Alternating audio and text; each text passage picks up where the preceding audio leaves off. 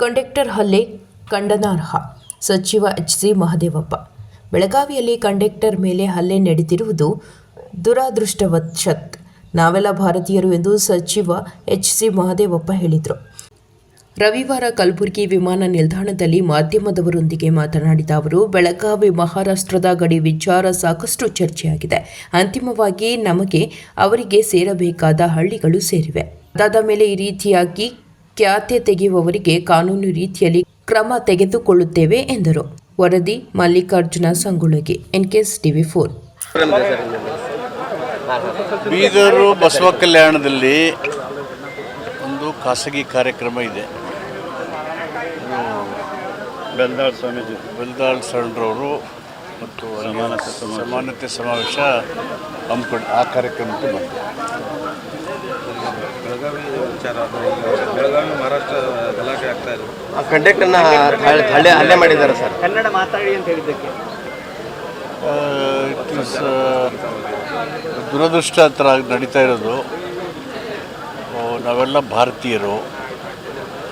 ಬೆಳಗಾವಿ ಮತ್ತು ಮಹಾರಾಷ್ಟ್ರದ ಗಡಿ ಸಂಬಂಧಪಟ್ಟಾಗಿ ಅನೇಕ ವಿಷಯಗಳು ಚರ್ಚೆಯಾಗಿ ಅಂತಿಮವಾಗಿ ನಮಗೆ ಮತ್ತು ಅವರಿಗೆ ಸೇರಬೇಕಾದಂಥ ಗ್ರಾಮಗಳ ಬಗ್ಗೆ, ಪ್ರದೇಶದ ಬಗ್ಗೆ ಅಂತಿಮವಾದ ತೀರ್ಮಾನ ಸುಪ್ರೀಂ ಕೋರ್ಟ್ ಮುಗಿದ ಮೇಲೆ ಮತ್ತೆ ಆ ಥರ ಪದೇ ಪದೇ ಖ್ಯಾತೆ ತೆಗೆದು ಸರಿಯದ್ದಲ್ಲ.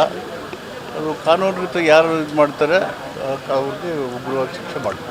ಸರ್, ಈಗ ಮತ್ತೆ SCP-TSP ಹಣನ ಬಜೆಟ್ನಲ್ಲಿ ಗ್ಯಾರಂಟಿಗಳಿಗೆ ಬೇರೆ ಬೇರೆ ಸ್ಕೀಮ್ಗಳಿಗೆ ಯೂಸ್ ಮಾಡಬೇಕು ಅನ್ನೋದೊಂದು ಚರ್ಚೆ ನಡೀತಾ ಇದೆ ಅಂತ, ಅದಕ್ಕೆ ವಿರೋಧ ವ್ಯಕ್ತ ಆಗಿದೆ ಸರ್. ಪರಿಶಿಷ್ಟ ಜಾತಿ ಪರಿಶಿಷ್ಟ ಪಂಗಡಿಗೆ ಮಾತ್ರ ಅದನ್ನು ಬಳಸಬೇಕು. ಮೊನ್ನೆ ಬಜೆಟ್ ತಯಾರಿಕೆ ಪೂರ್ವಭಾವಿ ಸಭೆಯಲ್ಲಿ ಸುಮಾರು 100ಕ್ಕೂ ಹೆಚ್ಚು ದಲಿತ ಸಂಘಟನೆಗಳ ಮುಖಂಡರನ್ನು, ಸಂಘಗಳನ್ನು ಕರೆದು ಮುಖ್ಯಮಂತ್ರಿಗಳು ನಾನು ಚರ್ಚೆ ಮಾಡಿದ್ವಿ. ಅದರಲ್ಲಿ DG ಸಾಗರ್ ಅವರು, ಮಾವಳ್ಳಿ ಶಂಕರ್ ಅವರು, ಹಿಂದೂ ಧರ್ಮನಾಥ್ ಅವರು, ಗುರುಪ್ರಸಾದ್ ಕರಡು, ನಾಗರಾಜು, ವೆಂಕಟೇಶು, ಮುನಿಯಪ್ಪ, ವೆಂಕಟಸ್ವಾಮಿ, ಸಿದ್ದರಾಜು, ಬಸವರಾಜು, ಇವಾಗ ಪ್ರಮುಖ ಫ್ರಂಟ್ಲೈನ್ ಲೀಡರ್ಸ್ ಎಲ್ಲ ಇದ್ದರು. ಚರ್ಚೆ ಮಾಡುವಾಗ ಅವರು ಅನೇಕ ಸಲಹೆಗಳನ್ನು ಕೊಟ್ಟಿದ್ದಾರೆ. ಈ SCP-TSP ಹಣನ ಬಳಸ್ಕೊಂಡು ಹೇಗೆ ಸಮಾಜನ ಅಭಿವೃದ್ಧಿ ಮಾಡಬೇಕಂತೇಳಿ ಅಷ್ಟಕ್ಕೂ ಅವರು ಅಭಿನಂದನೆ ಹೇಳಿದ್ದಾರೆ. ಏನಂದರೆ, ದೇಶದಲ್ಲಿ ಕರ್ನಾಟಕ 2ನೇ ರಾಜ್ಯ ಥರ ಕಾಯ್ದೆ ಮಾಡಿದ್ರು.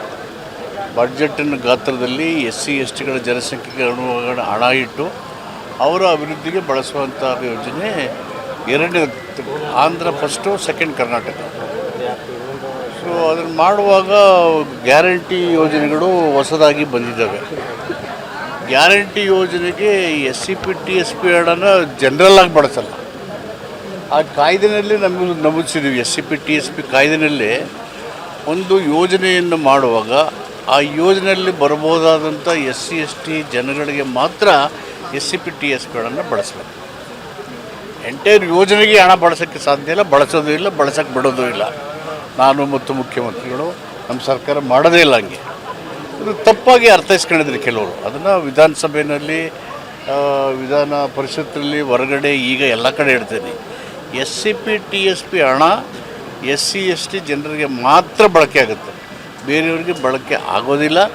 ಒಂದು ಯೋಜನೆಗೆ ಇಡೀ SCP-TSP ಹಣನ ಉಪಯೋಗ ಮಾಡೋಕ್ಕೆ ಅವಕಾಶವೂ ಇಲ್ಲ ಕಾನೂನಲ್ಲಿ.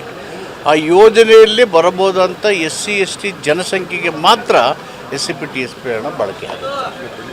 ಗ್ಯಾರಂಟಿ ಯೋಜನೆಗಳಿಂದ ರಾಜ್ಯ ಸರ್ಕಾರ ಆರ್ಥಿಕ ಸಂಕಷ್ಟ ಎದುರಿಸ್ತಾರೆ ಅಂತ ಬಿಜೆಪಿ ಹೇಳ್ತಾರೆ.